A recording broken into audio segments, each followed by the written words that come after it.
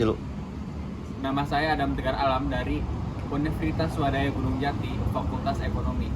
NPM 12 10 20 906. Di sini saya akan membawakan materi tentang human capital. Human capital. Arti dan pentingnya human capital. Istilah human capital pertama dikemukakan oleh seorang ekonom bernama Theodore Schedule yang berpendapat bahwa peningkatan kesejahteraan pada perusahaan tidak tergantung pada tanah, peralatan, energi, sumber daya, melainkan pada kompetensi pengetahuan dari pegawainya. Kemudian ia mendeskripsikan posisi human capital sebagai kemampuan sumber daya manusia yang diperoleh melalui investasi pada sumber daya manusia, yang mendeskripsikan bahwa human capital terdiri dari 4 hal, yaitu yang pertama, kemampuan, kedua, perilaku, ketiga, usaha, keempat, waktu, dan semua ini dimiliki dan dikendalikan sepenuhnya oleh pegawai. Untuk mendeskripsikan human capital sebagai kombinasi dari keempat faktor tersebut sebagai berikut. Yang pertama, karakteristik atau sifat yang dibawa pada pekerjaan, misal inteligensi, energi, sikap positif, keandalan, komitmen.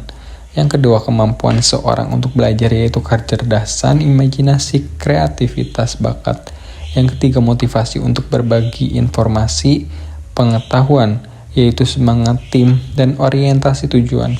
Peran human capital sebagai kunci keunggulan organisasi. Kunci keunggulan organisasi terdiri dari 3 kelompok utama dari aset perusahaan, yaitu yang pertama, aset finansial, misalnya uang tunai dan surat berharga. Aset disebut financial capital. Yang kedua, aset fisik, terdiri dari atas peralatan, gedung, tanah. Yang ketiga, aset tak berwujud, misalnya modal organisasi, aliansi, bisnis, pelanggan, reputasi, modal intelektual. Kemudian, hubungan kompetensi karyawan dengan human capital. Dalam meningkatkan kompetensi karyawan, tantangan utama yang harus diperhatikan yaitu kompetensi harus sesuai dengan strategi bisnis, dan kompetensi perlu diciptakan melalui lebih dari satu mekanisme. 5 cara untuk meningkatkan kompetensi karyawan yaitu 5B. Yang pertama, buy, membeli, yaitu menggantikan sumber daya manusia yang lama dengan yang baru dan memiliki kualitas yang lebih baik. Kemudian build, membangun, investasi dilakukan terhadap sumber daya manusia untuk meningkatkan kualitasnya menjadi lebih baik. Kemudian borrow, meminjam, artinya penggunaan konsultan atau partner efektif memungkinkan berbagi pengetahuan dan desain kerja baru. Kemudian ada bonus, melambung, perusahaan harus mengeluarkan karyawan yang bekerja di bawah standar. Kemudian bind, mengikat karyawan. Jangan keluar merupakan tindakan kritis pada semua tingkatan. Transformasi peran divisi sumber daya manusia. Model konseptual yang dikemukakan oleh Ulrich menggambarkan bahwa transformasi divisi peran sumber daya manusia yang didasarkan pada 2 dimensi utama, yaitu dimensi operasional dan dimensi strategis. Dari 2 dimensi ini muncul 4 peran sumber daya manusia, yakni strategic partner, administrative expert, employee champion, change agent. Strategic partner, yaitu departemen sumber daya manusia harus mampu menjadi partner bagi manajer lini dan manajemen lainnya dalam mengeksekusi strategi dan membantu merealisasikan perencanaan. Kemudian administrative expert, membantu tercapainya efisien administratif dan memastikan bahwa cost dapat dikurangi dan kualitas tetap terjaga secara kontinu. Employee champion, departemen sumber daya manusia harus dapat menunjukkan komitmennya terhadap manajemen dan pada waktu yang sama berusaha meningkatkan kontribusi karyawan lebih besar.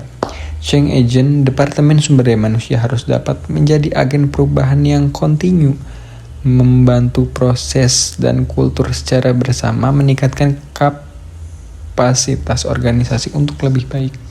Tingkatan kompetensi dalam sistem pengukuran human capital. Yang pertama, activity level, yaitu pengukuran aktivitas rutin sumber daya manusia seperti rekrutmen, pemberhentian, promosi, dan lain-lain untuk syarat laporan internal. Kemudian ada functional level, yaitu kolaborasi dengan unit fungsional organisasi, misi divisi dalam mengukur aktivitas, mengumpulkan dan menerjemahkan data dan mengambil tindakan koleksi.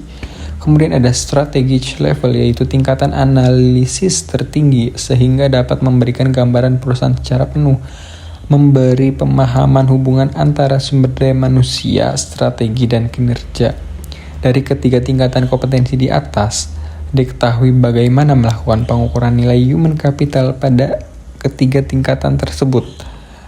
Dimulai dari tingkatan korporat dalam unit bisnis fungsional, tingkat terendah yaitu aktivitas dari divisi sumber daya manusia untuk mengintegrasi sistem pengukuran tersebut menjadi sistem yang kohesif dalam suatu jalur yang terdiri dari 3 tingkat, dan pada masing-masing tingkat terdapat aktivitas yang dapat diukur beserta hasilnya. Perubahan paradigma karyawan. Pandangan perusahaan yang hanya pada cost saja dalam pengelolaan human capital harus ditingkatkan. Artinya investasi dalam sumber daya manusia dipandang bukan sebagai biaya saat ini, melainkan investasi aset masa depan. Langkah-langkah perusahaan mengubah pola pikir. Yang pertama, seberapa besar pengeluaran investasi yang telah dikeluarkan perusahaan untuk sumber daya manusia. Yang kedua, bagaimana tingkat return of investment ROI atas investasi tersebut. Yang ketiga, dapatkah dari beberapa investasi tersebut dialokasikan kembali untuk mendapatkan ROI yang lebih baik? Selain itu, tantangan juga datang dari investor jika mereka membutuhkan informasi untuk membuat keputusan tentang sumber daya manusia, sehingga mereka memiliki gambaran perusahaan komprehensif dan dapat memprediksi kemampuan perusahaan dalam menciptakan nilai di masa depan. Mengidentifikasi human capital. 2 hal yang mendukung kontribusi investasi human capital ke dalam perusahaan. Pertama, karyawan dengan human capital tinggi lebih mungkin memberi layanan konsisten dan kualitas tinggi sehingga perusahaan tempat mereka bekerja dapat mempertahankan pelanggan atau menarik pelanggan baru. Kedua, pelanggan potensial dapat menggunakan kualitas human capital dari karyawan perusahaan sebagai alat penyaring untuk memilih layanan yang mereka sediakan. Untuk keberhasilan perusahaan, proses atau bisnis apapun tergantung pada 3 keterampilan, yaitu yang pertama, commodity skill, yaitu kemampuan untuk tidak spesifik untuk bisnis tertentu, dapat langsung diperoleh dan lebih kurang sama nilainya bagi setiap bisnis, misal kemampuan mengetik, kemampuan komputer. Kemudian ada leverage skill, yaitu pengetahuan yang meskipun tidak spesifik untuk perusahaan industri tetap relatif lebih berharga bagi perusahaan tertentu daripada perusahaan lain. Misal programmer di bank berbeda dinilainya dengan programmer di perusahaan komputer. Kemudian ada proprietary skill, yaitu pengetahuan spesifik bagi perusahaan, misal hak paten dan merek.